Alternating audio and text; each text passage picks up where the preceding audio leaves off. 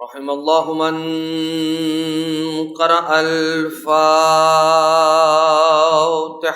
بسم الله الرحمن الرحيم.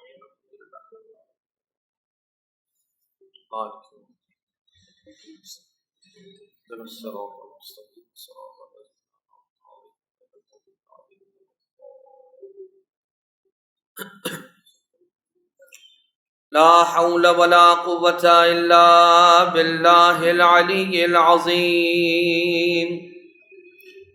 حسبنا الله ونعم الوكيل، نعم المولى ونعم النصير. أعوذ بالله من الشيطان اللعين الرجيم. بسم الله الرحمن الرحيم. حمدا لك يا ذا الجود والإحسان والفضل والطول والامتنان، وصلاته وسلاما على من لا ينطق عن الهوى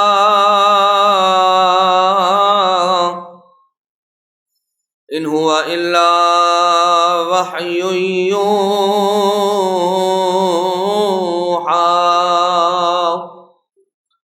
حبيب قلوبنا وشفيع ذنوبنا وطبيب نفوسنا، مولانا ومولى الثقلين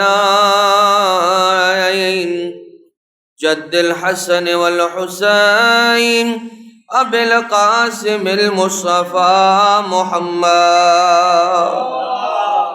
اللهم صل على محمد وعلى آله الذين أذهب الله عنهم الرجس وطهرهم تطهيرا. اللهم صل على محمد لا سيما على الإمام المنتظر والحجة الثاني عشر، واللعنة الدائمة الباقية على أعدائهم ومنكري فضائلهم وغاصبي حقوقهم من الأزل إلى قيام يوم الدين. أما بعد، فقد قال الله سبحانه وتعالى في محكم كتابه ومتقن خطابه وقوله الحق وهو أصدق القائلين.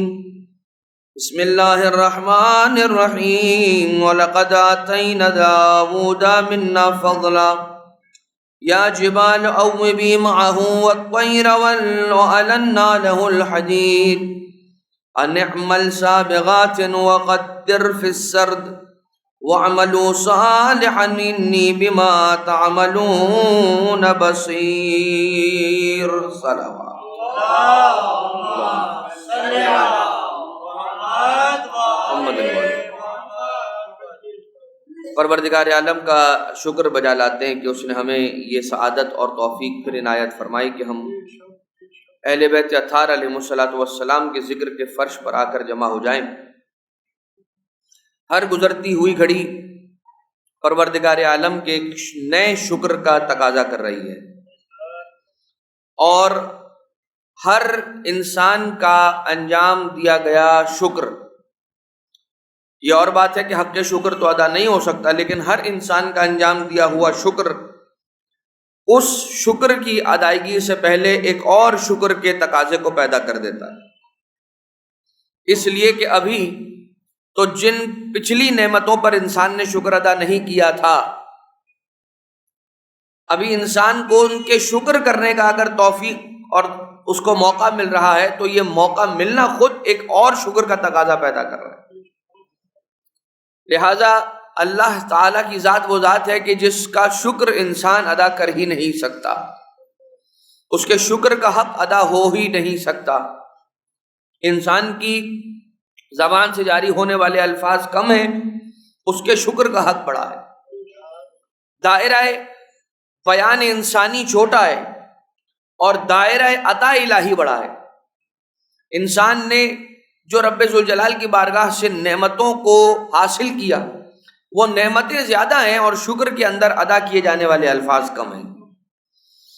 لہذا اسی شکر کے ساتھ آج کی اس مجلس کا، اس درس مفاہیم قرآن کا آغاز کیا جائے کہ پروردگار تیرا شکر ہے ہر اس نعمت پر جو تو نے عطا کی، تیرا شکر ہے ہر اس نعمت پر جو تو عطا کر رہا ہے، اور شکر ہے تیرا ہر اس نعمت پر جو تو عطا کرتا رہے گا قیامت تک.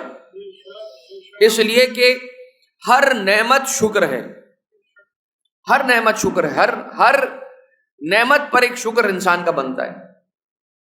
اور جو رب ذوالجلال انسان کو ابتلاء حسن میں، یعنی کہ ایسی مصیبت میں ڈالے کہ جو مصیبت اچھی مصیبت ہو، اس پر بھی شکر کرنا بنتا ہے.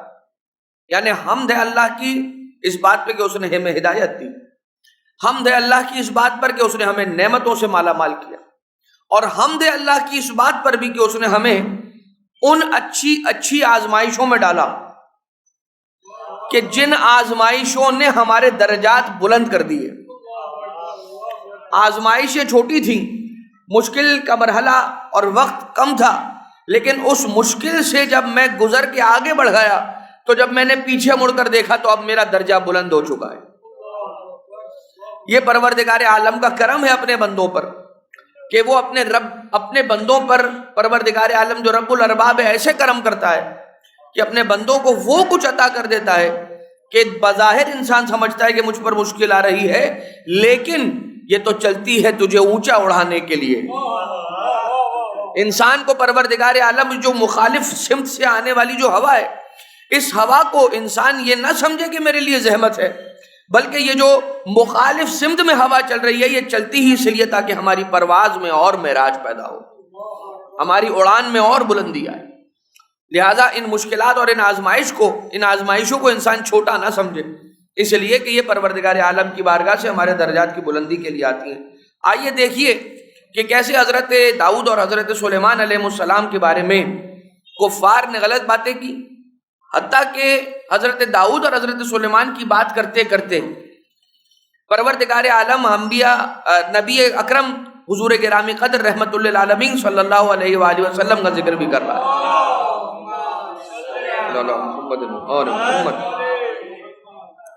کہ بسم اللہ الرحمن الرحیم وقال الذین کفروا هل ندلکم علی رجل ینبئکم اذا مزقتم کل ممزق انکم لفی خلق جدید.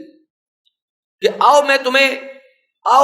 اچھا کافر دوسرے کافروں سے کہہ رہے ہیں، یہ جو کافر ہیں نا وہ اپنے گروہ کے اندر کوئی ڈسکشن کر رہے ہیں، کہہ رہے ہیں تمہیں ایک ایسے آدمی سے ملاؤں جو بڑی انوکھی بات کرتا ہے.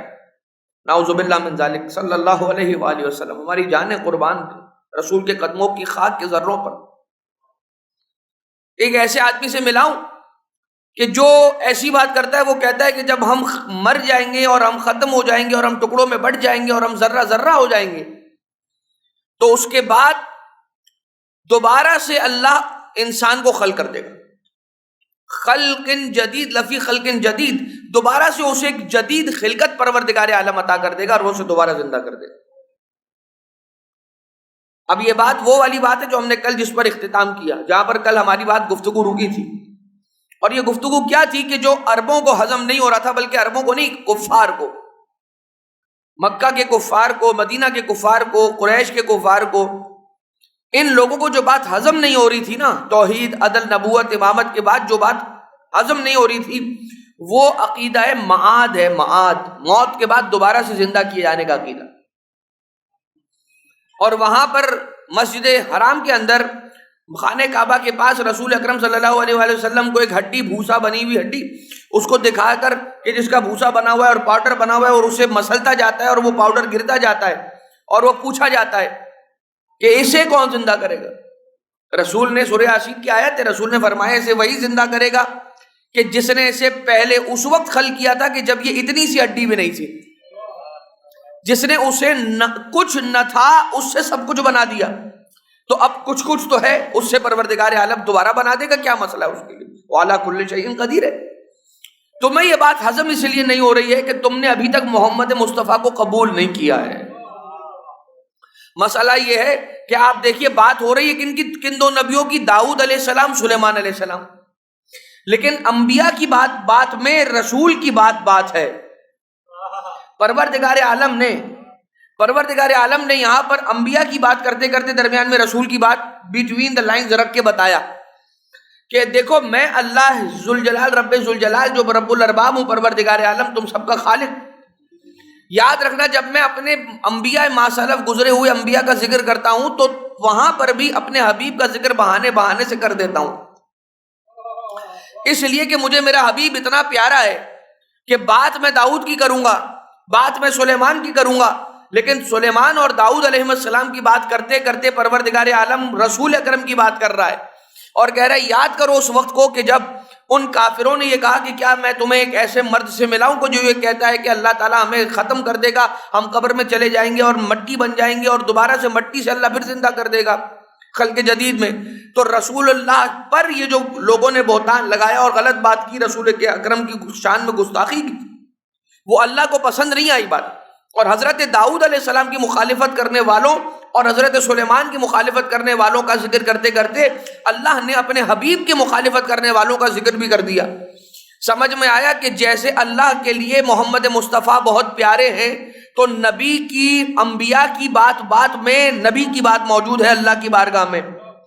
اسی طرح سے ہمارے اور آپ کے حبیب کو علی اتنا پسند ہے کہ دوسروں کی بات میں حیدر کی بات ہے. کسی کی بات کریں، رسالت مآب ذوالعشیرہ سے لے کر غدیر تک کسی کی بات کریں، رسول کی گفتگو مکمل نہیں ہوتی جب تک اپنے علی کا ذکر نہ کر لیں. جب تک فضائل مولا امیر المومنین، امام المتقین، سید الوصیین، قائد الغر المحجلین، الحاکم فی یوم الدین مولا امیر کی گفتگو جب تک نہ ہو جائے تو رسول گرامی قدر اپنی گفتگو اور اپنی اس خطبے کو اور اس اجتماع کو منتشر نہیں کرتے. لوگ گھر نہیں بیچتے لوگوں کو جب تک مولا کائنات علیہ السلام کا ذکر نہ ہو جائے. اسی طرح سے یہاں پر بھی ذکر ہوا. اب یہاں پر ذرا ٹھہریں اور ایک بات اور میں عرض کر دوں کہ وہ جو لوگوں کو ہضم نہیں ہو رہے تھے رسول کے معجزات، تو ان کا انداز کیسا تھا.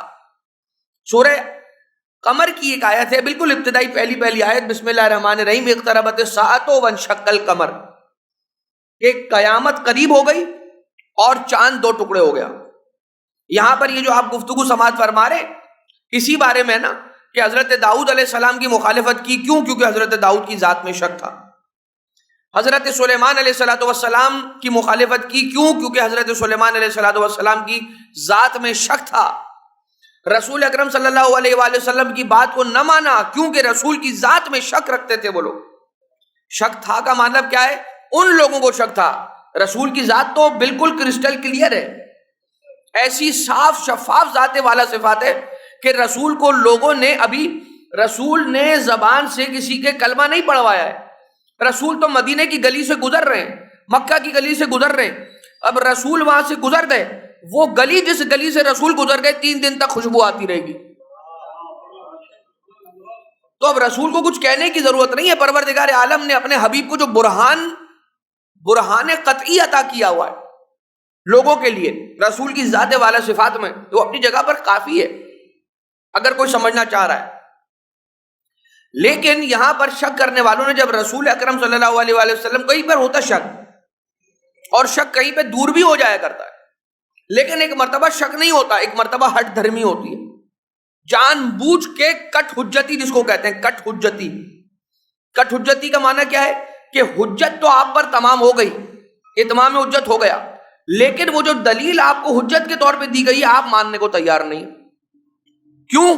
بس اسی لیے میں نہ مانوں، میں نہیں مانوں گا. بھائی یہ سفید کوا جا رہا ہے، آپ کو کوئی کہے کہ میں آپ کو باہر نکل کے صبح میں سفید کوا دکھا دوں گا، آپ کہیں کہ نہیں قبلہ کوا کالا ہی ہوتا ہے. آپ کہیں کہ میں اگر آپ کو دکھا دیا تو پھر آپ کیا انعام دیں گے؟ کہا کہ ٹھیک ہے چلیے فیصلہ ہو جائے گا باہر چل کے کھلے آسمان تلے.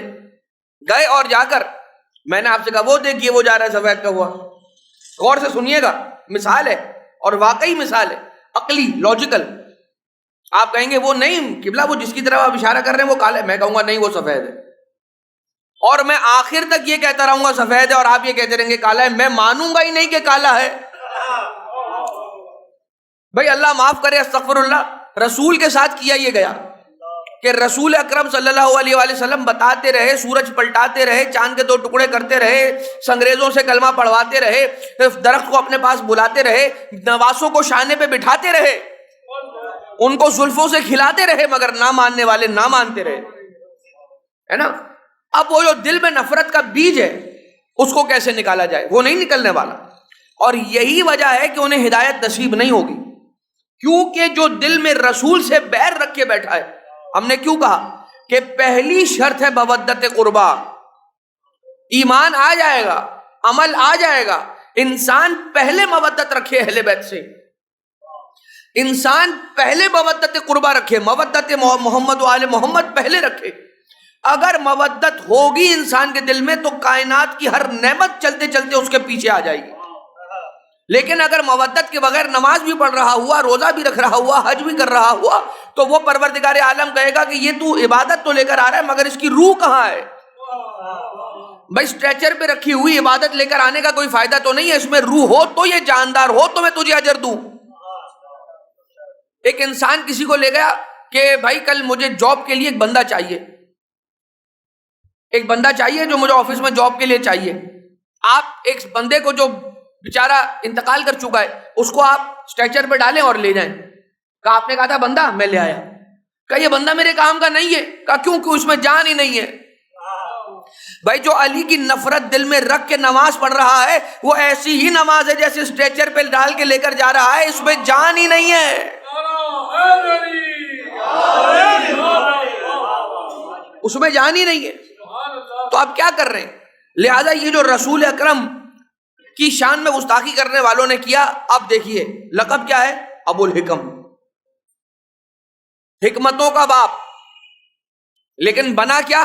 ابو جہل، جہالت کا باپ بن گیا، جس کو کل تک عرب کے بڑے بڑے پڑھے لکھے لوگ ادبا کہا کرتے تھے یہ ابو الحکم ہے، بھائی حکمت والا آدمی ہے، وزڈم والا آدمی ہے. ایسا کیا کر دیا اس نے کہ ابو الحکم سے ابو جہل بن گیا؟ یہ کیا تھا اس نے، کہا کہ دیکھیں اب جو آیت ہے نا، یہ آیت بھی سن لیجئے، اس کے بعد پھر میں یہ واقعہ سناتا ہوں. ان لوگوں نے کہا کہ نعوذ باللہ من ذالک، یہ کہتے ہیں کہ بھائی یہ دوبارہ سے مرنے کے بعد زندہ کریں گے وغیرہ وغیرہ. یہ انہوں نے کیا کیا ہے؟ رسول اکرم کے بارے میں کیا گستاخانہ الفاظ ہیں یہ جو قرآن کریم نے لکھے. اگر قرآن کریم کی آیت نہ ہوتی تو میں نہ پڑھتا. افطرا علی اللہ کذبا ام بہ جنۃ نعوذ باللہ ثم نعوذ باللہ خاکم بدہن. یہ اللہ پہ جھوٹ باندھ رہے ہیں، نعوذ باللہ من ذالک. ایسی کوئی بات نہیں ہے، یہ تو اللہ پہ تہمت لگائی جا رہی ہے کہ ہمیں دوبارہ زندہ کیا جائے گا. ارے بھائی پروردگار عالم کا پیغام رسول پہنچا رہے ہیں کہ دوبارہ زندہ کیے جاؤ گے. اپنی قیامت سے خبردار، اپنی قبر سے ہوشیار، اپنی وقت آخر سے ہوشیار. لیکن انہوں نے حقیقت میں رسول کو جھوٹا نہیں کہا، انہوں نے خدا پر جھوٹ باندھا. اور اللہ نے کہا کہ حبیب آپ فکر نہ کیجیے گا، ان سب سے میں نمٹوں گا، آپ چھوڑ دیجئے ان کو، اس لیے کہ جو آپ کا دشمن ہے حقیقت میں وہ خدا کا دشمن ہے. تو خدا اپنے دشمن سے خود نمٹے گا، اور نمٹا پروردگار عالم نے. لیکن ذرا یہ دیکھیے، ام بہ جنۃ، یا اگر یہ اللہ نے جھوٹ نہیں بھی بولا ہے نعوذ باللہ من ذالک تو پھر یہ مجنون ہو گئے. نعوذ باللہ ثم نعوذ باللہ. یہ تو لوگوں نے، مکہ کے لوگوں نے کہا ہی ہوا تھا کہ بھائی محمد کے قریب نہ جانا، اس لیے کہ نعوذ باللہ یہ دیوانے ہیں. بچوں کو کہا تھا کہ یہ دیوانے، عورتوں کو کہا تھا یہ جادوگر ہیں، اور مردوں کو کہا تھا کہ یہ تم پر پڑھیں گے اور تم ان کی طرف ہو جاؤ گے. کان بند کر لو، کان میں روئی ڈال لو. نعوذ باللہ من ذالک. کان میں روئی ڈالنے سے کیا فرق پڑ جائے گا؟ تم یہ سمجھ رہے ہو کہ کان میں روئی ڈالنے سے اگر حق کی بات کان میں پڑ گئی تو فوراً سے قبول کر لیں گے، اس لیے کہ بات حق کی ہے، کان میں نہ جانی پائے. اگر حق کی بات کان میں چلی گئی تو یہ فوراً حق کی بات کی طرف آ جائیں گے، اس لیے کہ حق کی بات دلوں کو کھینچتی ہے اپنی طرف. لہٰذا ان لوگوں نے یہ انتظام کیا، جھوٹ بول بول کر. مکہ کے کافروں نے بچوں کے لیے الگ انتظام کیا، خواتین کے لیے الگ انتظام کیا، بڑوں کے لیے الگ انتظام کیا، اور اس کے بعد یہ کہا کہ بس اپنے کانوں میں روئی ڈال لو کہ جو محمد کہیں وہ نہ سننا. کیوں؟ وہ جو محمد کہہ رہے ہیں وہ کم الفاظ میں ایسے جملے ہیں کہ جو جملے بغیر انسان کے کچھ کیے اس کو ہدایت پر لے آنے کے قابل ہیں. ایسے زبردست قرآن کریم کی آیتیں تلاوت کر رہے ہیں نا رسول. تو اگر رسول اکرم کی معصوم زبان سے, وہی ترجمان زبان سے قرآن کریم کی آیت کوئی سن لے تو یہ کیسے ہو سکتا ہے کہ اسے ہدایت نہ ملے؟ اس لیے کہا کان میں روئی ڈال لو. اور بولا کیا کان میں روئی ڈالنے کے لیے؟ جھوٹ. کہ کوئی کہہ رہا ہے کہ جادوگر ہے, کوئی کہہ رہا ہے دیوانہ ہے, کوئی کہہ رہا ہے پتہ نہیں کیا ہے, نعوذ باللہ من ذالک. لہذا ان لوگوں نے کہا کہ مجنون ہے. اب پروردگار عالم نے کیا جواب دیا کہ حقیقت میں مجنون یہ خود ہیں. جو آپ کو مجنون کہنے والے نا یا رسول اللہ, آپ مجنون نہیں ہیں, بلکہ آپ تو ذکر الہی ہیں. کیا ہے؟ بسم اللہ الرحمن الرحیم. وَإِن يَكَادُ الَّذِينَ كَفَرُوا لَيُزْلِقُونَكَ بِأَبْصَارِهِمْ لَمَّا سَمِعُوا الذِّكْرَ وَيَقُولُونَ إِنَّهُ لَمَجْنُونٌ وَمَا هُوَ إِلَّا ذِكْرٌ لِّلْعَالَمِينَ. کہ اے حبیب آپ عالمین کے لیے ذکر ہیں. سورہ قلم کی آخری آیت ہے کہ یہ کہتے رہے کہ آپ مجنون ہیں. نعوذ باللہ من ذلک. کہنے دیجئے ان کو, جو کہنے والا ہے وہ خود ہے. بچے کہتے نا جو کہتا ہے وہی ہوتا ہے. تو یہاں پر اللہ تعالیٰ وہی قانون لگا رہا ہے, بچوں والا قانون, اس لیے کہ بچوں سے بڑوں تک کے لیے نا قرآن کریم کیا ہے, سب کو سمجھ میں آ جائے. تو کہا جو کہتا ہے وہی ہوتا ہے. بچے کہتے ہیں نا آپس میں ایک دوسرے کو پتہ نہیں کیا کچھ غلط کہہ دیتے, اس کے بعد ایک دوسرے کو جو بات آ جاتی تو کہتے ہیں جو کہتا ہے وہی ہوتا ہے. تو یہاں پر رسول کو نعوذ باللہ من ذالک اس طرح سے گستاخی کرنے والوں کے لیے پروردگار عالم نے کہا کہ تم خود ہو, رسول نہیں ہے. رسول کون ہے؟ عالمین کے لیے ذکر ہے. ذکر, اب ذکر کیا اس کی طرف ہم نہیں جائیں گے, لیکن یہ سنیں. بل الذین لا یؤمنون بالآخرۃ فی العذاب والضلال البعید. اتنی گہری گمراہی کے اندر ہے کہ بہت دور, وہ گمراہی جو انہیں بہت دور پھینک دے گی, اس گمراہی کے اندر ہے. یعنی کہ یہ بہت دور چلے گئے, حقیقت سے بہت دور چلے گئے, حق سے بہت دور چلے گئے, جنت سے بہت دور چلے گئے. اب آئیے کہ ابو الحکم ابو جہل کیسے بنا.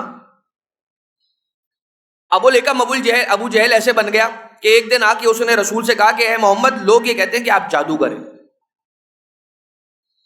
تو ہم نے آج تک یہ سنا ہے کہ جادوگروں کا جادو آسمان پر نہیں چلتا, لہذا آپ آسمان پر کچھ ایسا کر کے دکھا دیں کہ ہم سمجھ جائیں کہ آپ نبی ہیں. اگر آپ آسمان پر کچھ ایسا کر کے دکھا دیں, معجزہ نما کچھ, تو پھر ہم مان جائیں گے. اب رسول اکرم کہاں ہیں؟ مکہ مکرمہ میں. کہاں؟ مسجد الحرام کے پاس. مسجد الحرام کے پاس کہاں؟ کوہ ابی قبیس کی پہاڑی کے دامن میں تشریف فرمائیں.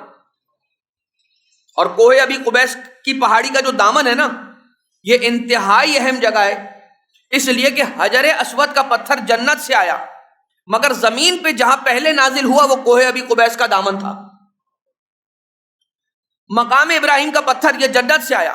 یہ جنت کا وہ ٹکڑا ہے کہ جو زمین پر موجود ہے اور زمین کے اندر اب شامل ہو گیا. لیکن یہ آیا جب آسمان سے, تو یہ کہاں پر ٹھہرا؟ سب سے پہلے کوہ ابی قبیس کی پہاڑی کے دامن میں ٹھہرا. اور بھی اس کی فضیلتیں کوہ ابی قبیس کی, میں اس میں زیادہ نہیں جاتا, لیکن رسالت مآب صلی اللہ علیہ وسلم تشریف فرمائے کوہ ابی قبیس کی دامن میں. ابو جہل آیا, ابو لہب, اور آنے کے بعد کہتا ہے آسمان پر کچھ کر کے دکھائیے. تو رسول نے خود ہی سوال کر لیا اس سے کہ بتا کہ تو کیا چاہتا ہے, کہ آسمان پر کیا دیکھنا ہے تجھے. رسول گرامی سے ابو جہل نے کہا کہ آپ اس چاند کو 2 ٹکڑے کر کے دکھائیے. تو رسول اکرم صلی اللہ علیہ وسلم نے اپنے انگشت مبارک کے ذریعے سے اشارہ کیا, چاند کے 2 ٹکڑے ہو گئے. چاند کے 2 ٹکڑے ایسے ہوئے کہ ایک ٹکڑا سیدھے ہاتھ پر, ایک ٹکڑا الٹے ہاتھ پر, دائیں بائیں ہو گیا. اب کہتا ہے ٹھیک ہے یہ تو دیکھ لیا, مگر اب ان جو 2 ٹکڑے الگ ہو گئے ان کو جوڑ بھی دیجئے. رسول اللہ نے دوسرا معجزہ دکھلایا کہ 2 ٹوٹے ہوئے ٹکڑوں کو جوڑ دیا. دوسرا معجزہ. یہ اب بھی نہیں مانا. کہا کہ اچھا ایک اور کام کیجئے, ابھی تو آپ نے دائیں بائیں 2 ٹکڑے کیے تھے نا, اب اوپر نیچے کر کے 2 ٹکڑے کریں. یہ تیسرا معجزہ. ہم سمجھتے ہیں کہ شق القمر کا ایک معجزہ ہے, 3 معجزے تو ابھی تک ہو گئے, ابھی اور بھی سنیے. اوپر نیچے ہو گیا, چاند 2 ٹکڑے ہو کے اوپر نیچے ہو گیا, ایک اوپر ہو گیا ایک نیچے ہو گیا. کہا یہ جو نیچے والا ٹکڑا ہے اسے اتنا نیچے لے آئیے کہ یہ زمین سے بالکل قریب ہو جائے. تو رسول اکرم اشارہ کرتے جا رہے ہیں, اور رسول اکرم کے اشارے سے, انگشت مبارک کے ایک اشارے سے چاند کبھی 2 ٹکڑے ہو رہا ہے, کبھی اوپر نیچے ہو رہا ہے, کبھی دائیں بائیں ہو رہا ہے, کبھی ایک آدھا ٹکڑا زمین سے بالکل قریب آ رہا ہے. کہا مان لیا؟ کہا نہیں, اسے پھر جوڑ دیجئے. جوڑ دیا رسول نے, ہو گئی ہے. کہا کہ اب مان لو. کہا کہ نہیں ابھی بھی نہیں مانیں گے, اب انتظار کریں گے. کہ جو سفر پر ہوگا گیا ہوگا اسی وقت میں، وہ جب پلٹ کے دوبارہ مکہ آئے گا تو ہم اس سے ملیں گے اور اس سے پوچھیں گے کہ بتا فلاں دن اور فلاں وقت میں تو نے رات کے وقت چاند کو دو ٹکڑے ہوتے ہوئے دیکھا تھا، اس کے بعد دائیں بائیں ہوا تھا، اوپر نیچے ہوا تھا، پھر جڑ گیا تھا، نیچے آیا تھا، یہ سب ہوا تھا؟ اگر وہ آ کے وہ بھی اگر کہے گا ہاں ایسا ہوا تھا تو ہم مان جائیں گے۔ اب کچھ دن گزرے، آنے والے مکہ واپس آئے اور صرف آ کر بیان نہیں کیا بلکہ بہت ساری خبریں آئیں اور لوگوں نے آگے کہا بھائی اس دن تو بڑا عجیب واقعہ ہوا، آپ نے دیکھا تھا؟ ہاں ہم نے بھی دیکھا تھا، چاند ایسے ٹکڑے ہوا، پھر ایسے ٹکڑے ہوا، پھر نیچے آیا، پھر اوپر گیا، آپ نے دیکھا تھا؟ ہاں ہم نے دیکھا تھا۔ یہ کیا ہوا تھا؟ پتہ نہیں۔ سب رسول کے پاس آئے اور رسول کے پاس خبروں کی ایک لائن لگ گئی کہ اتنے سارے لوگوں نے آ کر خبر دی۔ اب جب رسول کی ملاقات ابو جہل سے ہوئی، ابو لہب سے، تو رسول نے اس سے سوال کیا ہاں بھائی بتاؤ کیا ہوا، مان لیا یا نہیں مانا؟ تو ابو جہل کہتا ہے ہاں ہم نے مان لیا۔ کیا مانا؟ ہم نے یہ مان لیا کہ محمد مصطفیٰ کیا نبی مان لیا؟ نہیں۔ کہا نعوذ باللہ من ذالک، ہم آج تک یہ سمجھتے تھے کہ جادوگروں کا جادو آسمان پہ نہیں چلتا ہے، آج پتا چلا محمد آپ اتنے بڑے جادوگر ہیں کہ آپ کا جادو آسمان پر بھی چل گیا۔ بڑے افسوس کی بات ہے جب دل پر تالا لگا ہوا ہو اور ختم اللہ علی قلوبہم وعلی سمعہم وابصارہم غشاوہ، جب یہ والی بات ہو نا، جب اللہ نے دل پہ تالے لگا دیا، انسان نے خود اپنے دل پہ تالا لگا لیا کہ ہدایت آ رہی ہے اسے دل میں داخل ہونے ہی نہیں دے رہا، اور جو جہل اندر ہے اسے نکلنے ہی نہیں دے رہا، اس کا نام ہی ابو جہل پڑ گیا۔ پروردگار عالم نے کہا کہ سارا علم رکھنے کے بعد بھی جو نہ مانے وہ صرف جاہل نہیں ہوگا، وہ جاہلوں کا باپ ہوگا، ابو جہل ہوگا۔ اس طرح سے ابو جہل کا نام ابو جہل قرار پایا۔ اور یہی وجہ ہے کہ یاد تو رسول، اب جس نے نہیں ماننا ہے، ذل عشیرہ سے لے کر غدیر تک رسول، جب جب مشکل پڑی ہے علی ابن ابی طالب رسول کی مدد کے لیے کھڑے ہوئے، لوگوں نے نہیں مانا، یہاں تک کہ غدیر کے موقع پہ رسول نے ہاتھوں سے بلند کر کے زبان سے بیان کر کے من کن تو مولا کہہ کے علی کو مولا بنا دیا۔ جن کو نہیں ماننا تھا وہ اس کے بعد بھی نہیں مانے، جن کو نہیں مانا تھا اس کے بعد بھی نہیں مانے۔ لہذا یہاں پر یہ بات پروردگار عالم نے بڑے دو ٹوک الفاظ میں کہی ہے کہ اے حبیب ان لوگوں کا عذاب کیا ہوگا، فی العذاب والضلال البعید، ان لوگوں کا انجام آخرت کے اندر ضلالت ہے، گمراہی ہے، اور ایسی گمراہی کہ جو گمراہی نے بہت دور پھینک دے گی، اور عذاب ہی عذاب ہے۔ افلم یروا الی ما بین ایدیہم، اچھا دنیا میں ان کا کیا ہوگا؟ پروردگار یہ بیان کر رہا ہے دنیا میں ان کے ساتھ یہ ہوگا کہ یہ اپنے پیچھے، اپنے آگے، اپنے اوپر، اپنے نیچے دیکھتے ہی نہیں ہے۔ آگے پیچھے ہوا چل رہی ہے، اوپر آسمان ہے، نیچے زمین ہے، اللہ کی مخالفت کرنے والا یہ سوچتا ہی نہیں ہے کہ آگے پیچھے سے جو ہوا چل رہی ہے، ذرا تیز ہوا چلے مجھے اڑا کر لے جائے۔ اللہ کی مخالفت اور سرکشی کرنے والا یہ سوچتا ہی نہیں ہے کہ نیچے زمین ہے، پھٹ گئی مجھے کھا گئی تو کیا ہوگا۔ اللہ کی مخالفت کرنے والا یہ سوچتا ہی نہیں کہ اوپر آسمان ہے، آسمان گر گیا اور میں مر گیا تو کیا ہوگا، سوچتا ہی نہیں ہے۔ اب آپ کا آج کل وہ واقعات دیکھ رہے ہیں اور خبریں سن رہے ہیں کہ زلزلے کتنی تعداد میں، کتنی کثرت میں آ رہے ہیں، آسمان سے گرنے والی بجلیاں کتنی کثرت کے ساتھ زمین پر گر رہی ہیں، اور وہ لوگوں کو بھی اب نشانہ بنا رہی ہیں، اور لوگ بھی اس کا لقمہ اجل بن رہے ہیں۔ کتنا زیادہ ہو رہا ہے یہ، اگرچہ یہ سارا کا سارا زمانہ آخر کے اندر ہونے والے واقعات کی نشانیوں میں سے ایک نشانی ہے کہ زلزلوں کی کثرت کا ہونا، یہ بھی آخری زمانے کی نشانیوں میں سے ایک نشانی ہے۔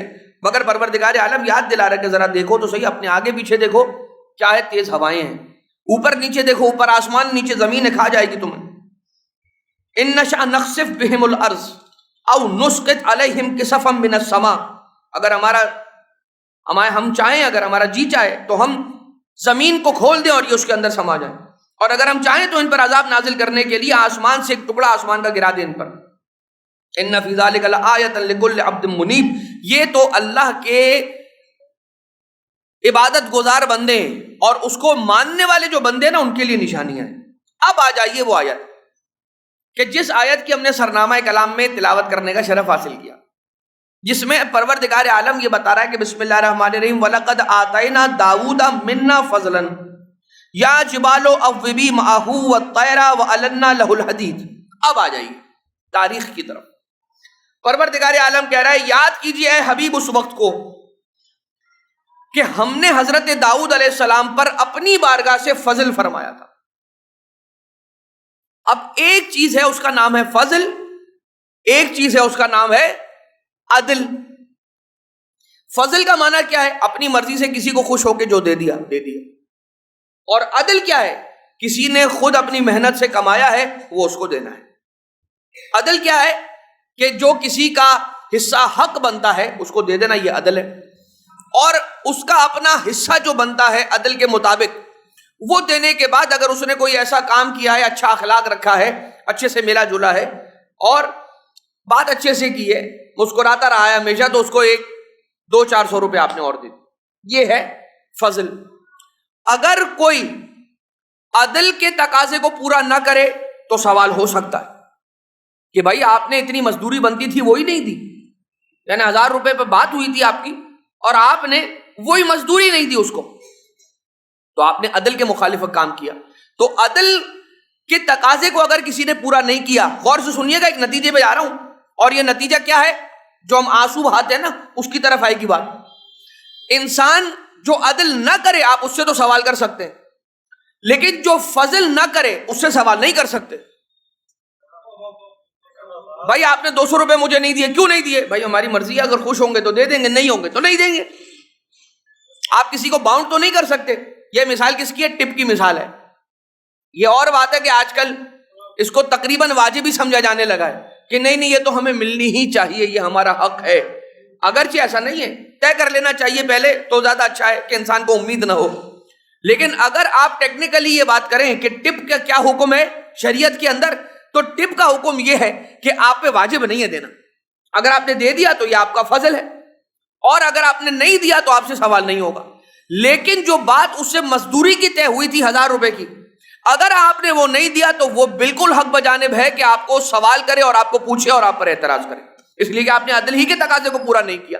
جو 1000 روپے جو اس کا حق تھا وہ آپ نے اس کو نہیں دیا. ٹھیک ہے.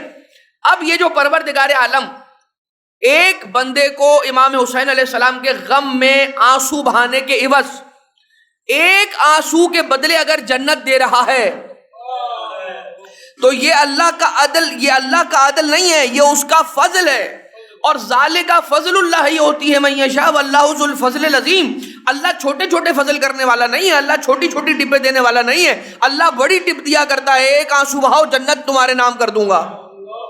اور یہ آنسو حقیقت میں ہمارا اپنا آنسو نہیں رہتا. جب وہ امام حسین علیہ السلام کے غم میں نکل جاتا ہے تو اب یہ ملکیت بن گیا ہے حسین ابن علی کی. چھٹے امام علیہ السلام فرماتے ہیں وہ تجارت کرو جس تجارت کے اندر گھاٹا نہیں ہے، جس میں لاس نہیں ہے، جس میں نقصان نہیں ہے. وہ کون سی تجارت ہے؟ وہ یہی تو تجارت ہے. ایک تجارت کون سی ہے؟ جو رب ذوالجلال سے آپ تجارت کر رہے ہیں، نماز کا وقت ہوا فوراً مصلی عبادت پر آ کر کھڑے ہو گئے. جیسے آذان صبح ہوئی، ماہ رمضان ہے، آپ نے امساک کر لیا اور آپ نے فوراً اپنے آپ کو کھانے پینے سے اور ان چیزوں سے کہ جن سے رب ذوالجلال نے ہمیں روزے کی عالم میں روکا ہے آپ رک گئے.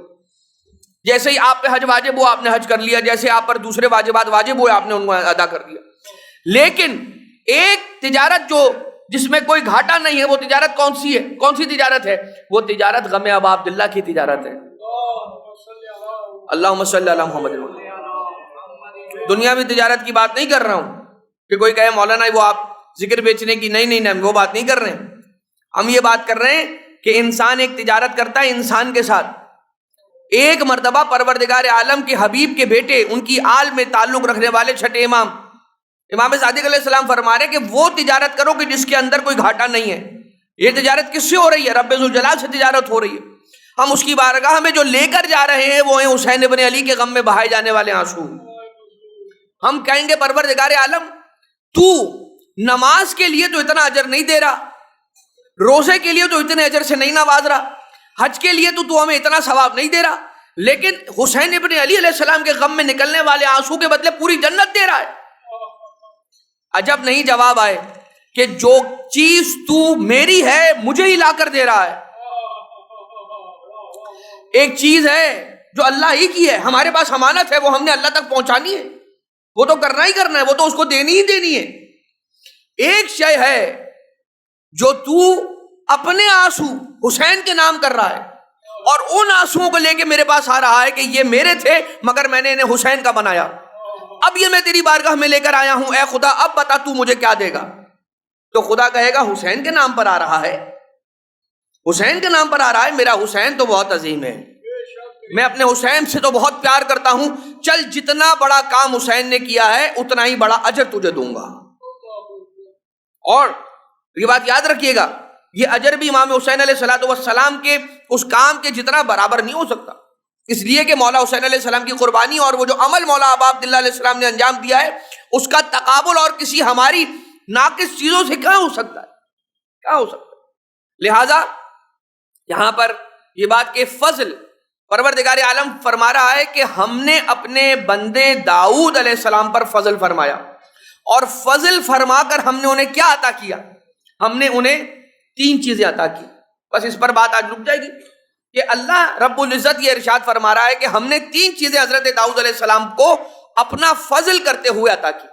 نمبر 1 یہ اوبی یا جبال اوبی معہو، اے جبال، اے پہاڑوں، جب جب حضرت داؤد علیہ السلام میرا ذکر کیا کریں، میری مناجات کیا کریں، قرآن کریم کی تلاوت کیا کریں، تو اے پہاڑوں تم ان کا جواب دیا کرو۔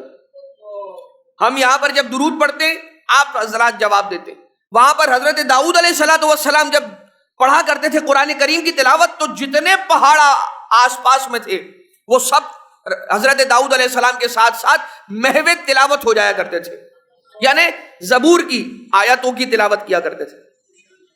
تو پہاڑوں سے بھی زبور کی آیتوں کی آواز آتی تھی، جب رب ذوالجلال سے مناجات کرتے تھے تو پہاڑوں سے بھی وہ آواز آتی تھی۔ اور اتنا ہی نہیں ہے بلکہ حضرت داؤد علیہ السلام کے ارد گرد حیوانات آ کے جمع ہو جاتے تھے، اور حیوانات جب آ کے جمع ہو جایا کرتے تھے حضرت داؤد علیہ السلام کے پاس، تو وہ بھی بیٹھے نہیں رہتے تھے، جیسے حضرت داؤد علیہ السلام جو پڑھتے تھے یہ یہاں سے ریپیٹ کرتے تھے۔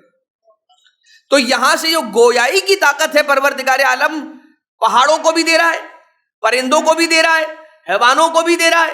اور اس کے بعد تیسری چیز کیا ہے؟ پروردگار عالم اپنے داؤد علیہ السلام نبی کو یہ عطا کر رہا تھا، عطا کر چکا تھا۔ کیا عطا کی تھی چیز؟ کہ ان کے لیے لوہے کو پروردگار عالم نے لین کر دیا تھا اور نرم کر دیا تھا۔ اور کیسے نرم کیا تھا؟ کہ جیسے ہی لوہا حضرت داؤد علیہ السلام کے دستے مبارک میں آتا تھا تو وہ نرم ہو جاتا تھا، اور حضرت داؤد علیہ السلام لوہے کو جہاں چاہتے تھے موڑ دیتے تھے اور موم ہو جاتا تھا۔ جو تاریخ کی اور روایت کی جو حدیث کی تعبیر ہے وہ تعبیر کیا ہے کہ حضرت داؤد علیہ السلام کے ہاتھوں میں آنے کے بعد لوہا ایسے نرم ہو جاتا تھا کہ جیسے موم نرم ہو جاتی ہے، ویکس جیسے نرم ہو جاتی ہے، موم بتی کینڈل جیسے نرم ہو جاتی ہے۔ اور اس کے بعد حضرت داؤد علیہ السلام اس سے جو بنانا چاہتے تھے بناتے تھے۔ پروردگار عالم نے حکم دیا تھا کہ آپ زرہ بنائیں، زرہ بنائیں، جو خول ہوتا ہے، جو جنگی کاموں کے اندر اپنا دفاع کرنے کے لیے بنائی جاتی ہے، شیلڈ، وہ خول بنائیں، وہ زرہ بنائیں۔ اور حضرت داؤد علیہ السلام زرہ بنایا کرتے تھے۔ یہ تھی حضرت داؤد علیہ السلام کی طاقت پروردگار عالم کی طرف سے جو انہیں ملی ہوئی تھی۔ ایک طاقت اور تھی حضرت داؤد علیہ السلام کے پاس کہ بہت زیادہ ان کے بدن میں قوت تھی، بہت زیادہ قوت والے تھے حضرت داؤد علیہ السلام۔ ایک واقعہ یوں بھی ملتا ہے کہ حضرت داؤد علیہ السلام کی مخالفت کرنے والا ایک کافر جو پروردگار عالم کی بھی مخالفت کر رہا ہے، جب وہ آیا ہے اور حضرت داؤد علیہ السلام کے سامنے پروردگار عالم کی شان میں گستاخی کر رہا تھا، تو حضرت داؤد علیہ السلام نے ایک پتھر کو اٹھایا، بڑے پتھر کو، اور ایک بڑے پتھر کو ایسے پھینکا ہے اپنے دستے مبارک سے، اپنے ہاتھوں سے، کہ جیسے منجنیک میں رکھ کر کوئی پتھر پھینکا جاتا ہے۔ حضرت داؤد نے منجنیک کو استعمال نہیں کیا، بس اپنے بازو کی طاقت سے وہ پتھر اٹھا کر پھینکا، اور وہ پتھر چلا اور جا کر اس شخص کا سینہ چیرتا ہوا پشت کی طرف سے باہر نکل گیا، کہ جس نے اللہ تعالیٰ پروردگار عالم سے عذاب مانگا تھا اور یہ کہا تھا کہ اے داؤد وہ جو عذاب آپ کہتے ہیں الساعہ جو قیامت ہے وہ آتی ہے تو آ جائے، ہم دیکھ لیں گے، نعوذ باللہ من ذالک۔ تو حضرت داؤد علیہ السلام کو اللہ نے یہ طاقت عطا کی تھی کہ جواب ایسے دیا کہ پتھر کے ذریعے سے۔ یہ بات ہے حضرت داؤد علیہ السلام کی قوت کی۔ اور ایک ہے قوت، اس کی قوت کہ جو بازوئے رب ذوالجلال ہے، کون ہے؟ جو شیر کردگار ہے، علی ابن ابی طالب، جو شیر خدا ہے، اس کے بازو کی طاقت کہ مولا کائنات علیہ السلام نے 2 انگلیوں سے نہیں، 2 انگلیوں کے اشارے سے باب خیبر کو اکھاڑ کر ایسے پھینکا. تو حضرت داؤد علیہ السلام کی اس قوت اور اس معجزے کو یقین کرنے والے یہ دیکھیں کہ پروردگار عالم نے مولا کائنات علیہ السلام کو قوت دی ہے. معاملہ سارا آ کے جو اٹکتا ہے نا، وہ پرابلم یہ ہے کہ لوگوں کو دوسری ساری باتیں فضائل ہضم ہو جاتے ہیں، جب بات علی اور اولاد علی پر آ کر ٹھہرتی ہے تو انسان کو ہضم ہونے سے مشکل ہو جاتی ہے. اس لیے کہ اگر اب میں فضائل کی طرف جاؤں گا تو بات بہت زیادہ طولانی ہو جائے گی، ہم بالکل مصائب سے قریب ہو چکے ہیں. لہٰذا میں جہاں تک ہم اس موڑ پر آ گئے ہیں نا، تو اس کا رخ میں مصائب کی طرف موڑتا ہوں، لیکن ایک شخص کی فضیلت تو ضرور بیان کروں گا کہ جہاں شیر خدا کا ذکر آ گیا ہے تو شیر خدا کے ذکر سے ایک مرحلہ آگے بڑھ جائیے، ایک پیڑھی آگے بڑھ جائیے اور دیکھیے اس کو کہ جس کو پروردگار عالم نے شیر خدا کا شیر بنا کر بھیجا تھا. کیا ہے؟ حضرت عباس شاہ لافتہ کے شیر ہیں. حضرت عباس شاہ لافتہ کے شیر ہیں. خیبر و خندق کے وہ یہ کربلا کے شیر ہیں. کیوں نہ ہو ہر جنگ میں یہ مثل حیدر فتحیاب، کیوں نہ ہو ہر جنگ میں یہ مثل حیدر فتحیاب، وہ خدا کے شیر، یہ شیر خدا کے شیر ہیں.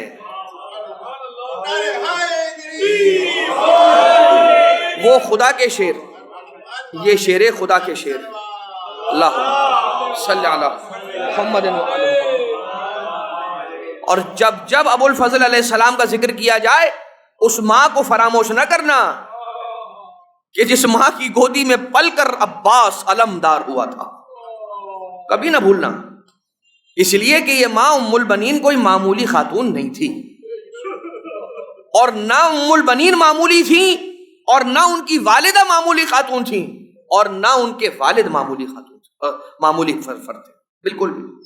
اس لیے کہ ان کے والد حزام یہ وہ تھے کہ جن کی شجاعت، مولا نے عقیل سے یہی تو کہا تھا کہ ایسا خاندان ڈھونڈو کہ جن کی شجاعت کی مثال ویسے ہی دی جاتی ہو کہ جیسے ان کی زہد و تقوی کی مثال دی جاتی ہے.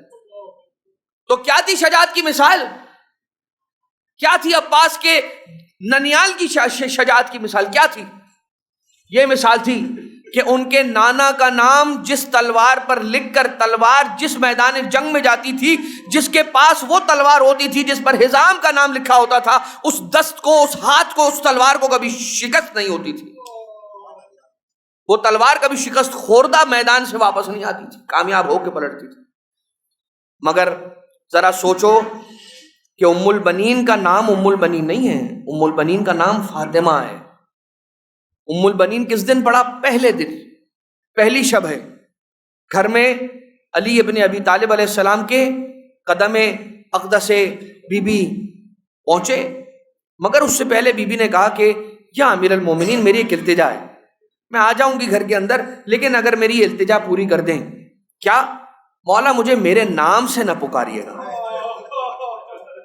میرا نام فاطمہ ہے نا، مجھے میرے نام سے نہ پکاریے گا. ایسا نہ ہو کہ حسن و حسین کو آپ مجھے میرا نام لے کر پکارے مگر حسن و حسین کو ان کی ماں یاد آ جائے. یہ سننا تھا. ایک مرتبہ علی نے کہا اے بی بی، آج سے میں تجھے ام البنین کہہ کے پکاروں گا، انتی ام البنین، آپ ام البنین ہیں. بیٹے تو بعد میں ہوئے، وہ لیوس، وہ شیر بعد میں اس دنیا میں آئے بی بی کے ایک ایک کر کے، لیکن ام البنین بی بی کو پہلے ہی لقب دیا علی ابن ابی طالب نے. اور دوسرا، جیسے ہی شہزادی بنت علی اپنی جگہ سے کھڑے ہونے لگی اپنی مادر گرامی کا استقبال کرنے کے لیے، اور جیسے ہی حسن و حسین بلند ہو کے استقبال کرنے لگے کہ ہماری ماں آ رہی ہے، تو ایک مرتبہ جناب بی بی ام البنین نے یہ کہہ کے شہزادوں اور شہزادیوں کو بیٹھنے کی گزارش کی ہے، کہا کہ اے شہزادوں کھڑے نہ ہوئیے گا، اے شہزادیوں اپنی جگہ چھوڑ کر میری تعظیم کے لیے کھڑے نہ ہوئیے گا، اس لیے کہ میں اس گھر میں ماں بن کر نہیں، کنیز کے رتبے سے آ رہی. جو کنیز بن کر گھر میں علی کی آئی ہے اسے ام البنین کہتے، اور جو کنیز ہو اس نے اپنے بیٹے کو غلام حسین بنایا، ایسا غلام حسین بنایا، کہا دیکھو خبردار عباس، آگے نہ بڑھنا، جہاں حسین چل رہے ہوں پیچھے رہنا، جہاں حسین بیٹھے ہوں قریب میں جا کر بیٹھ نہ جانا، دور 2 قدم کا فاصلہ رکھ کے کھڑے رہنا ادب سے۔ بس وہ عباس کے، جس عباس کے دل کا ارمان تھا کہ میں حسین ابن علی کے کام آ جاؤں، اس عباس کی تلوار نہ چلی، باقی سب کی تلوار کربلا میں چلی۔ سمجھا دیا عباس نے کہ حسین ابن علی کے کام آنے کا مقصد اور معنی یہ نہیں ہے کہ تلوار چلا لو، مقصد یہ ہے، معنی یہ ہے کہ جو حسین نے کہا ہے اسے مان لو۔ حسین نے کہا تلوار نیام سے باہر نکال لو تو نکال لو، حسین نے کہا تلوار نیام میں رکھ لو تو رکھ لو۔ اور کیا مقام ہے ابو الفضل علیہ السلام ہے، کیا مقام ہے۔ پروردگار عالم نے کہا عباس تو نے میرے حسین کے حکم کو مانتے ہوئے اپنے بازو کو کٹایا، اب تجھے تیرے 2 بازوؤں کے عوض 2 پر عطا کروں گا، اس کے بعد تو جنتوں میں پرواز کرتے رہنا۔ مگر ہاں عزیزو، یہ وہی تو عباس ہیں کہ جب ایک مرتبہ زخمی ہو کے زینے فرس سے زمین کربلا پر میرا مولا آیا، ایک مرتبہ اپنے آقا کو مدد کے لیے نہیں بلایا، مگر بس ایک سلام کی صدا دی ہے، میرے مولا میرا سلام قبول کر لو مولا۔ فجر سے لے کر عصر تک لاشیں اٹھا کر تھک گیا میرا مولا۔ ارے عباس غلام ہے، آقا کو زحمت نہ دے گا، مولا بس سلام کو قبول کرو۔ لیکن ہے عباس کے سلام آخر سے حسین کی کمر کیا ٹوٹی، حسین بچے جیسے رینگتے ہوئے چلتے ہیں، گھٹنوں پہ چلتا ہوا اپنے آپ کو عباس کے سرانے حسین نے پہنچایا۔ کیا دیکھا، ایک آنکھ میں تیر لگا ہوا، ایک آنکھ میں خون جمع ہوا۔ حسین کی زیارت کرنے والوں ذرا اس ظاہر حسین کو بھی دیکھو، کس شان سے حسین کی زیارت کر گیا عباس، جیسے دنیا میں آیا آنکھیں اس وقت تک نہ کھولیں جب تک حسین کا چہرہ سامنے نہ پایا۔ ارے جب گیا ہے اس وقت تک نہ گیا جب تک چہرہ رخ انور حسین ابن علی کی زیارت نہ کر لی، مگر ہے جاتے جاتے اپنے آقا کو جو ایک داغ دے گیا یہ بھائی، بس یہی کہہ گیا مولا میرے لاشے کو خیموں میں نہ لے جائیے گا، میرے لاشے کو خیموں میں نہ لے جائیے گا۔ اور دوسرا یہ کہ ام المنین میری ماں کو سلام کہیے گا اور کہیے گا کہ عباس نے اپنی سی کوشش کر لی تھی۔ دوسری طرف مولا حسین نے ایسی بات کی ہے، ارے عباس اپنے آقا کی وصیت سن کر ہل گیا۔ مولا حسین نے کہا عباس تیری وصیت پر عمل ہوگا، مگر ایک خواہش ہے، اپنے آقا کی خواہش کو پورا کرو گے؟ ارے ایک مرتبہ عباس لرزنے لگے، ارے دونوں پاؤں قطع ہو چکے تھے، دونوں بازو قلم ہو چکے تھے، مگر حسین نے جیسے ہی گزارش کا کہا، حکم کا کہا، عباس کا بدن لرزنے لگا۔ کہنے لگے مولا حکم کیجئے، یہ غلام حاضر ہے، اب بھی آپ کی کوئی اگر اطاعت کر سکتا ہو تو حاضر ہے۔ حسین نے کہا ساری زندگی جب بھی پکارا آقا کہہ کے پکارا، جب بھی پکارا سید کہہ کے پکارا، جب بھی پکارا سردار کہہ کے پکارا، جاتے جاتے ایک مرتبہ بھائی کہہ کے پکار، تیرا بوڑھا آقا پھر سے جوان ہو جائے گا۔ یہ سننا تھا۔ ایک مرتبہ ماں سے کیا وعدہ یاد آیا، امام کا دوسری جانب حکم ہے، آسمان کی طرف دیکھ کر عباس نے کہا بارے رہا میرے وعدے کی لاج رکھنا۔ لبوں کو جنبش ہوئی، بھائی حسین کہا یہاں روح عباس کفس حضورید۔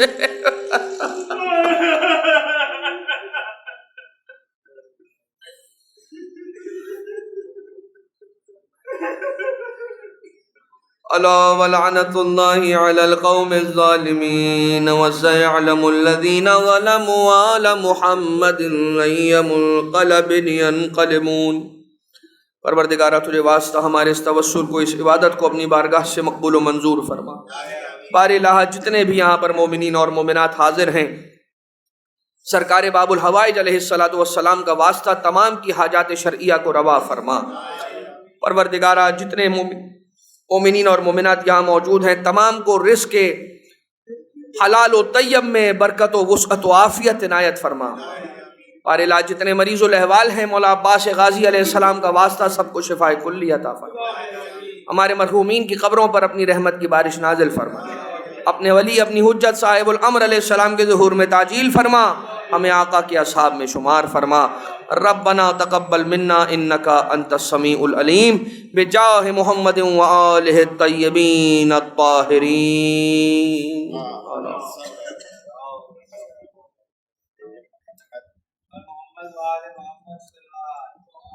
اللہم صلی علی محمد وآل محمد وعجل فرجهم۔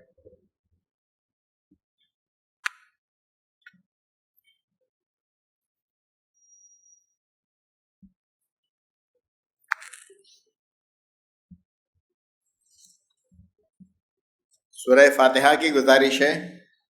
فضل علی، صالح محمد، کلثوم بھائی، علادینہ، کرم علی، قاسم علی محمد، کرم علی محمد، سگرا بھائی سومجی، یاسمین بانو فضل علی، رضیہ بانو، کرم علی، علی حسین، فدا حسین راجانی اور ان کے مرحومین، حسن علی، نشاد نورانی اور ان کے مرحومین، غلام حسین شریف، فاطمہ بھائی، محمد علی، سید حسن نواب، لیلا بھائی غلام حسین، زہرا بھائی بنت غلام حسین، انور علی رحمت اللہ، زرینہ بھائی غلام حسین، غلام علی رحمت اللہ، سگرا بھائی نظر علی، امینہ بھائی اللہ رکھا، نرگس بھائی نظر علی، حسینہ بھائی فدا حسین، منور حسین غلام علی، شبیر حسین غلام محمد حسین غلام علی، صابرہ بنت عبدالحسین، جمال بھائی بابل بھائی وزیر، شیرین بھائی جمال بھائی وزیر، اکبر علی جمال بھائی وزیر، سکینہ بھائی نانجی، جینا بھائی حسن علی مرزا، امینہ بھائی حسن علی مرزا، اکبر علی حسن علی مرزا، قاسم علی حسن علی مرزا، سلیم اکبر علی تھاور، سلیم اکبر علی وزیر، حیدر علی اکبر علی وزیر، معصوم علی اکبر علی وزیر، غلام علی اکبر علی، گلشن اکبر علی وزیر، فاطمہ بھائی اکبر علی وزیر، روشن بانو محمد علی گیلانی، بلکس قاسم علی مرزا، شبیر قاسم علی مرزا، مشتاق قاسم علی مرزا، فاطمہ محمد علی کپاڑیا، سلیم غلام علی تھاور، محمد علی داؤد کپاڑیا، فضل عباس محمد عبدی کپاڑیا، دیرا بھائی فضل عباس کپاڑیا، حسینہ رحمت اللہ لاکھانی، علی محمد منیس ورتیجی، یاسمین بانو علی محمد ورتیجی، سگرا بانو نظر علی زدامی، حسین علی علادین پونا والا، یاور مہدی، حسین علی پونا والا، سکینہ بھائی محمد علی کپاڑیا، مہدی علی رحمت اللہ لاکھانی،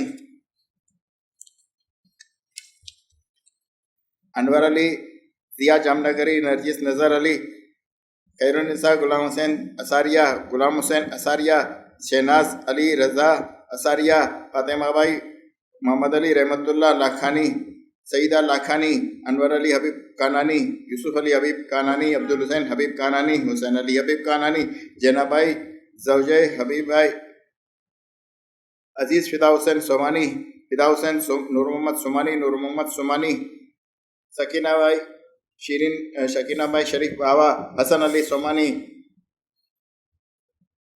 یوسف علی سومانی، سگرا بھائی لالجی بابا، پیار علی سومانی، منجو جسا، حسن علی بھائی سومانی، قاسم علی اسماعیل سومانی، امینہ بھائی ہرجی علی بھائی سومانی، عابد محمد جعفر سومانی، سکینہ محمد جعفر سومانی، پیر بھائی بھیم جی، غلام علی پیر بھائی، عبدالرسول پیر بھائی، مریم بھائی نور محمد، شیرین بھائی نور محمد، شیربانو پیر بھائی، اول بھائی زوجہ پیر بھائی، زہرا بانو بنت محمد علی والجی، سکینہ بھائی زوجہ پیر بھائی، شاکر حسین غلام علی، خیر النساء بنت فدا حسین، محمد حسین غلام علی، محمد علی رحمت اللہ پیر بھائی، سجاد حسین محمد علی رحمت اللہ، نور محمد راجپر، رمضان علی نور محمد، شاہوان علی نور محمد، علی رضا ہاشم بھائی اور عبد الکریم والجی، منیرہ بھائی پیار علی، سراج عبدالرسول، دولت بانو ناصر علی، رضا حسین غلام حسین کانانی، اصغر علی کانجی، منصورہ بنت عبدالرسول، محمد علی بچو علی ملجم حمدانی، زینب بنت سلیمان، شیربانو رحمت اللہ، رجب علی احمد علی، شیرین بھائی سلیمان راجپر، احمد علی حاجی جیراج، جاویر علی جیراج، فدا حسین کھوجا، نور بانو زوجہ فدا حسین کھوجا، حاجی پیر بھائی بھیم کانجی، فاطمہ بھائی جیراج، نسیم صادق علی، قرہ صادق کھوجا، محمد علی کانجی، کلثوم بھائی کنجا، شبیر حسین کھوجا، مرضیہ بنت نظر علی، بہادر علی سمانی، یوسف علی کھوجا، سکون بھائی بنت یوسف علی، افضل ددانی، یاسمین بنت یوسف علی، نور النساء بنت جیون، خادم حسین کھوجا، علی اصغر کھوجا، مریم بھائی شفیق، کریم بھائی فاضل، فاطمہ بھائی علی بھائی، محمد نذیر کریم بھائی،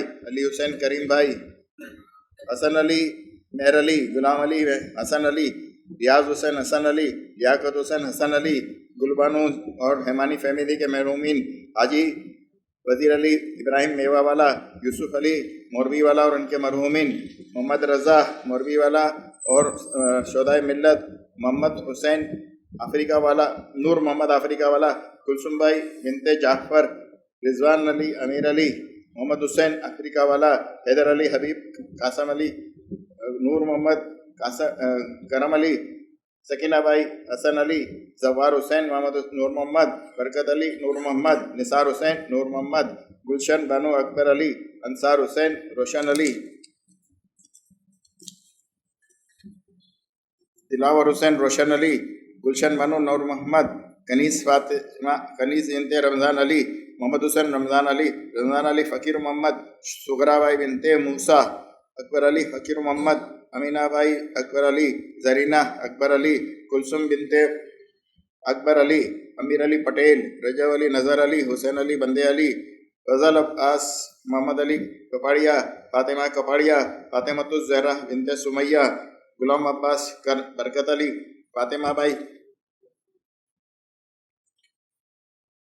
رجب علی امیری، محمد حسین رجب علی امیری، رضیہ بانو وزیر علی نایانی، اکبر علی حاجی والجی اور ان کی زوجہ، اسرام اور ان کے رشتہ دار مرحومین، قاسم علی کرمانی اور ان کی زوجہ، محمد حسین بالو بھائی اور ان کی زوجہ، علی حسین فدا حسین راجانی اور ان کے مرحومین، قاسم علی قمر الدین وکیل، سکینہ بھائی جعفر علی وکیل، سلطان علی نور علی، غلام عباس کرمانی اور ان کی زوجہ، اصغر علی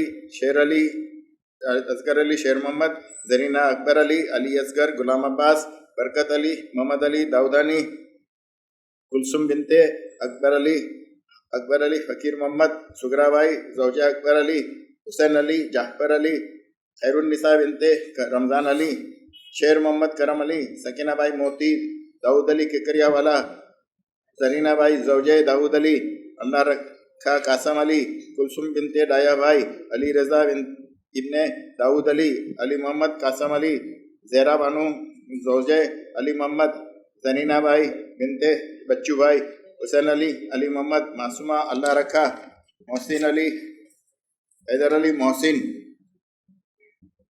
عنایت علی عبد الرسول شہاب الدین، غلام عباس، علی محمد عبداللہ، منیرہ بنت شیر علی فاضل، کنیز فاطمہ بنت امیر علی، فرزانہ بانو روشن علی کرجت والا، حاجی ڈاکٹر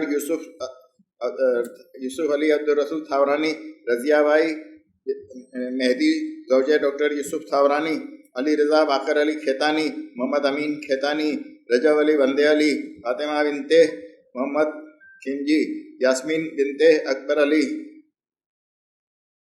زیب النساء بنت رجب علی، عبید حسین محمد حسین، محسن علی حسن علی، رجب علی غلام حسین سایانی، زہرا بھائی بنت قاسم علی، حبیب علی فدا حسین آزاد، لیلا بانو حاجی بھائی فدا حسین غلام حسین، سغرا بھائی لدھا بھائی، سکینہ بھائی غلام حسین، صابرہ فدا حسین، جعفر علی رمضان علی، زرینہ بانو بنت محمد حسین، حبیب علی محمد علی اساریہ، شہید آصف کروالائی، ہلال حسین علی رضا، برکت علی شیر علی، روشن علی نذیری، فضا بھائی شابان علی، گلبانو بنت کریم کھیمجی، مناس علی لاکھانی، فضا بانو بندے علی، رجب علی سومجی اور ان کی زوجہ، شمیم خادم حسین اور رشتہ دار مرحومین، حبیب علی شیر علی اور ان کے